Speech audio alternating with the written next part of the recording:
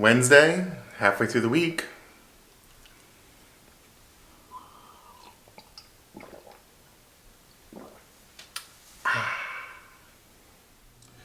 So I am currently doing my aloe treatment, and this is my first day of actually noticing really rapid hair loss. We were told week 2 to 3 is about when you'd see some of that radiation, the hair loss.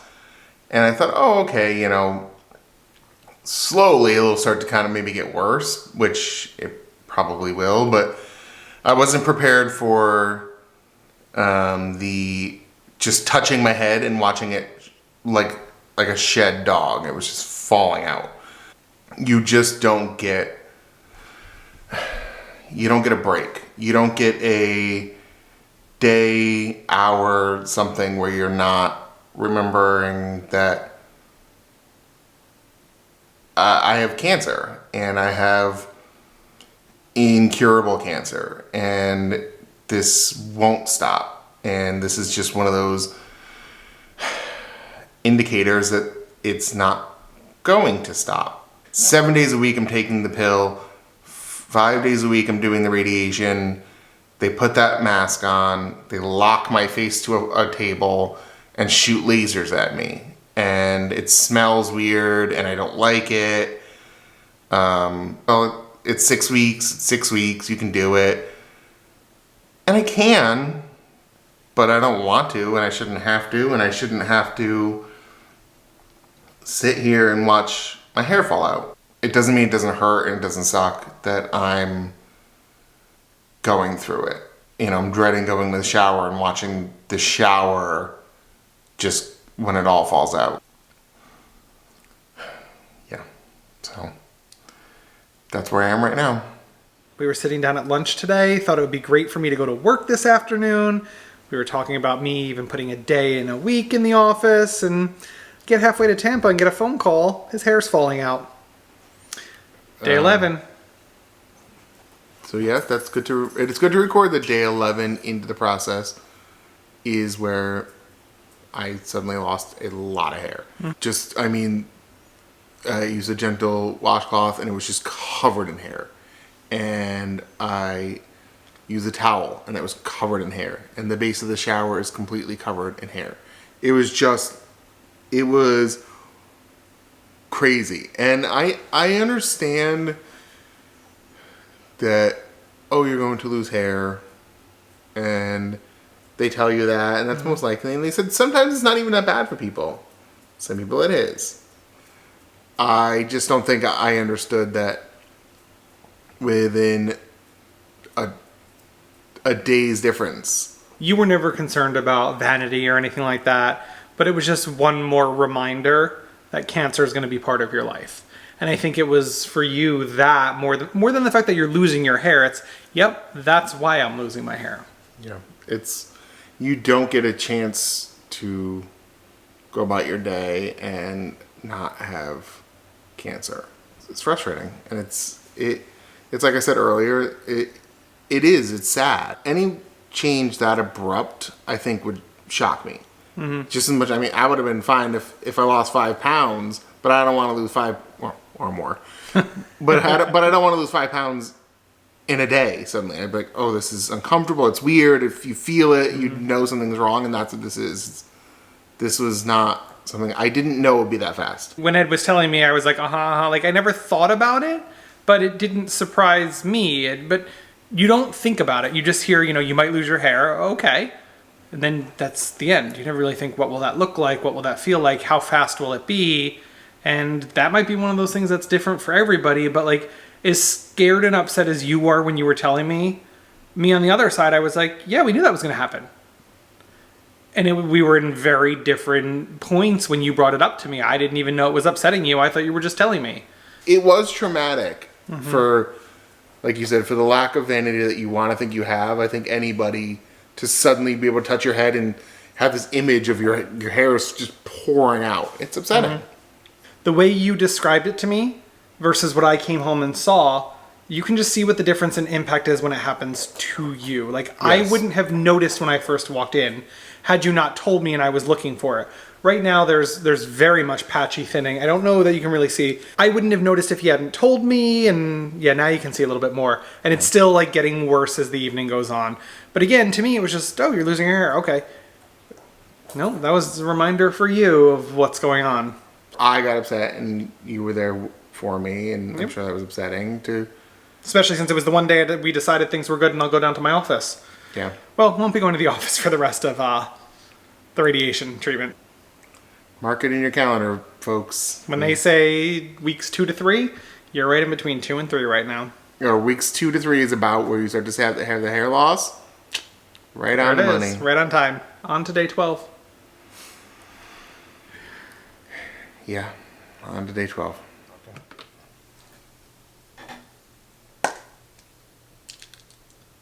Rough days don't get to stop.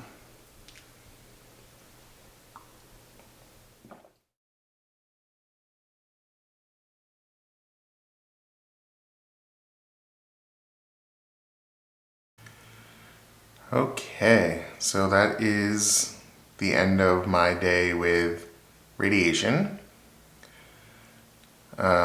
Came home, showered. First I just went to go put aloe in, and the hair was falling out very quickly. And talked to Jason, and we just decided, let me go shower now, see how much comes out, and it's a lot. It is a lot of hair that has just, vain as it may be, it's shocking. It's shocking to sit there and watch my hair just come out in clumps. You probably have noticed that this video is taking a turn in terms of the emotional wear is getting stronger. Finding a lot of time where I'm not sleeping. There are more tearful moments where things are starting to just compound, and there are moments of relief, and I think that's tough. Jason just went for a quick doctor's appointment, and I thought this is a good time to kind of just stay here for a minute. I don't even know what we can do to get our minds off of it right now. It's tough. I know for a lot of you who are going through radiation, it's not as traumatic, but it is. It's real, and it sucks. I hate to say, like, to sit here, even from way back here, I can see that's crazy, and that's just gonna get more intense, and it's really representative of sort of how things have gotten in life since the cancer diagnosis. It's just this relentless thing that won't get out of our minds and won't give us a break of any way, shape, or form. I guess when we found out this diagnosis, we tried to take it step by step. Now we're on the step where my scars are healing, but then I still have to sit here and be slapped in the face by cancer. It's here, and it's real, and I'm still sad and scared. We know that there's going to be multiple rounds of chemo that are shorter doses. Even though I had the full resection where they took out the large chunk of my brain, there's a high likelihood that I could have another surgery. And, I have talked to Jason about this, and obviously you never know how things are going to go. But for me, the surgery is a one and done kind of thing. I don't think I can actually sit here and tell you with truth that I would go through another surgery and recovery. The chemo is tough. The radiation is tough. The hair loss is tough. I think there's a point where you have to say enough is enough. We're not there yet. It's just a tough couple days right now. But these tough couple days may get more frequent and more intense. I'm having a really hard time right now having to think to myself, when's my limit? When's my point where I say, we gave it a go and now we can let things be? Because that's gonna happen. Hopelessness and lack of direction. My identity right now is a cancer patient. So many people are going through this and working and caring for their children and caring for their home. And I feel like I'm not doing enough right now. But it's also, it's all I can do. I'm just waiting and I'm confused and I'm sad. And, you know, Jason's here with me and he's doing a ton, but he shouldn't have to be. He also has to work full time. And he's still being a caregiver to me. And he's still caring for the dogs. And he's still doing the million tasks that you would do around your house. And that's not fair to him. He doesn't deserve that life. And I'm aware of that. My diagnosis is deeply impactful to his daily existence. And that's tough. So long as I'm here, he's tasked with caring for me. And that's the truth. He is having to care for this. And it's a lot. Hello. All right, so we have just arrived for my haircut. This is the last time you'll see hair like on my head, we were able to get in with our favorite barbershop, and we have to go in now for the haircut. So oddly, it's kind of scary just because I've never seen myself without hair since I was an infant, which I don't remember. So let's see what magic he can work. I don't know. I don't know if there is any. If it's all gone, it's all gone. At least I won't be reminded with it right now. So. That's true. You're taking charge of it falling out, and you're being in charge of it. Yeah. So let's see. See you in a minute. Well, for you. There's a little bit of a smile there on your face. Yeah, I mean, that looks so much better. Mm-hmm. Yeah, that looks so much better. It feels much better. And you looked happy getting pampered while it was done too. So yeah, we have a really, really good barbershop. with some really, really, really good people who are the barbers there too. Yeah, yeah.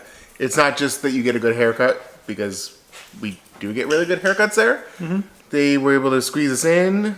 Yeah, I think it's important to mention, and we'll give a link to their website down below in the description, to Atomic Barbershop in Winter Park. We have to thank Trevor and Patrick and Jordan and Andrew and everybody up there for taking care of you, because when you came out of surgery and you were healed enough, Patrick sat you right down and, very carefully gave you a haircut to take care of the butchering that, the hair was for your surgery.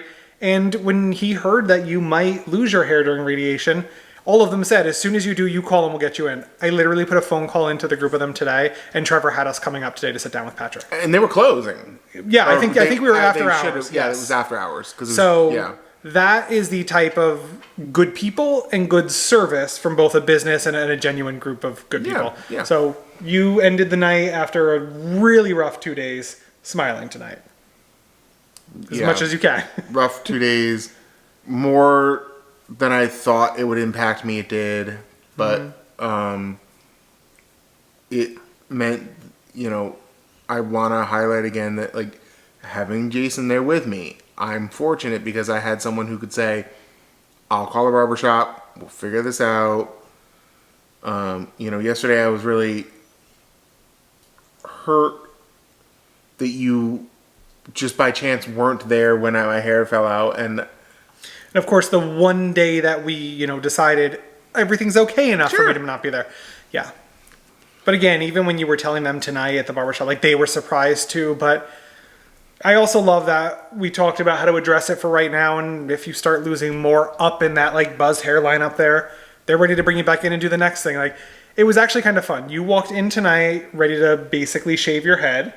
And Patrick looked at it and said, no, we got a mohawk to work with here. Let's have fun with this while we can. I mean, look,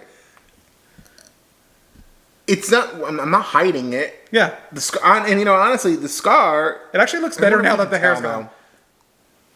The scar itself actually looks pretty good. I mean, that looks, I'd prefer not to have a scar. But yeah. But it looks good. Yep. And it feels fine, and I feel good tonight, and that's the main thing, because right now it's a day by day kind of thing, and I feel good I feel better going to bed than I did in the middle of the day and wake up the day, and that's a good thing.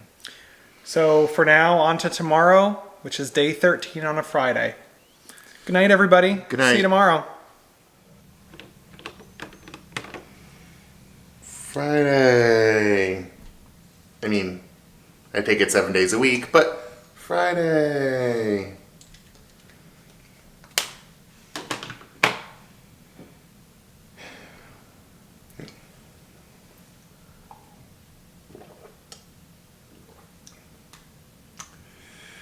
All right, let's go get ready for radiation with a cool haircut.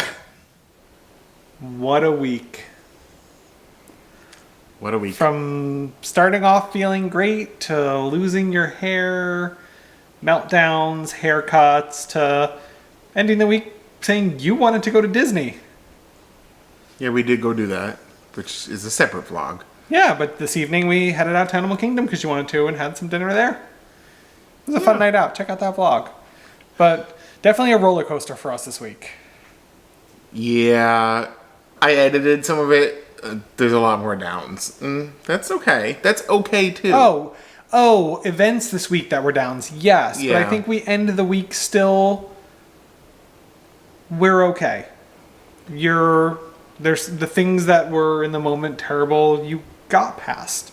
And it's okay to not be okay. Yes, it is okay to not be okay, so long as you let other people know. And I think that's what you did, and you had resources in place to help you and watch out for you and do for you when you couldn't. Yeah. No radiation tomorrow. That's good. You can sleep in because you can even shift your chemo a little bit because you don't have to go to radiation on time. Yeah. Taking 3 pills, that's easy by comparison. Again, the actual going through the radiation is not that bad. No, the mask it's is a the little after weird, effects. but It's the afternoons for you. It's the things like that. And you have a lot of good people around you who are supportive and encouraging, and that's important. Yep. So that closes us out. Thank you for hanging with us through this vlog. We know it was quite the roller coaster as well, but that's what this feels like for us, and you're only getting a snippet of it. So hopefully next week is a little bit better, or at least, not so different. Yeah. But have a great weekend. Yep. We have a fun vlog from Disney tonight. Yeah, there's one of those. Yeah, there's one of those. It'll come out soon if it hasn't already. We have some fun stuff coming up this weekend, but we're trying to keep balance here, mental and physical. Yeah. So with that, I think it's time for us to go to bed. Or at least relax before bed. Yeah. Thank you again for all of your support. Thank you. Have a great night and a great weekend, everyone. Thank you, guys.